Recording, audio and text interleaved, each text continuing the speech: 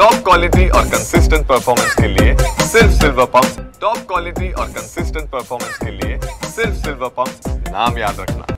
वसई विरार महापालिकेचे माजी आयुक्त अनिल कुमार पवार यांची सकाळी 7 वाजल्यापासून रात्री 1:30 वाजेपर्यंत कसून चौकशी ही जी आहे त्यांच्या घरामध्ये करण्यात आलेली आहे आणि जवळपास 1:30च्या सुमारामध्ये जे ईडीचे अधिकारी जे आहेत हे आयुक्तांच्या घरामधून बाहेर पडलेले आहेत। आपण बघू शकता की या ठिकाणी जे प्रिंटर आहेत आणि त्याचप्रमाणे त्यांच्या जे चौकशी आहे ही पूर्णपणे झालेली आहे आणि त्यानंतर हे जे ईडीचे अधिकारी जे आहेत हे या ठिकाणावरून निघालेले आहेत। सर नेमकी काय चौकशी झालेली आहे, काय चौकशी केली सर, नेमकी काय चौकशी झालेली आहे, यामध्ये आपल्याला काही मिळालेलं आहे का? सर काय मिळाले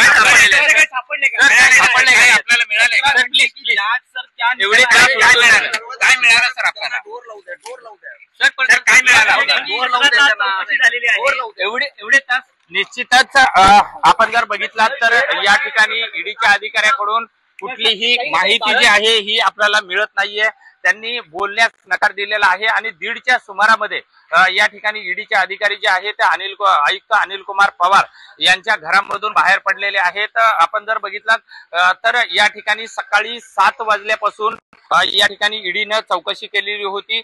यामध्ये 3 अधिकारी, एक महिला अधिकारी आणि पंच यांच्या माध्यमातून ही सगळी अधिकारी होती। स्थानिक जे लोकल अधिकारी जे आहे, पोलीस अधिकारी जे आहेत हे सुद्धा या ठिकाणी होते। सध्या अनिल कुमार पवार त्यांच्या पत्नी जे आहेत याच निवासस्थानामध्ये आहेत आणि त्यांनी आता अनिल कुमार पवार आणि त्यांना मात्र या ठिकाणावरून ताब्यात घेतलेलं नाहीये आणि ईडीचे अधिकारी जे आहेत 1:30च्या सुमारामध्ये या ठिकाणावरून पूर्ण चौकशी करून या ठिकाणावरून निघालेले आहेत।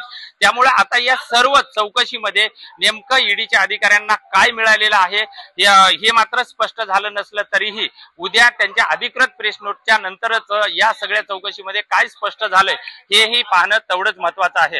विजय गायकवाड, TV9 मराठी, वसई।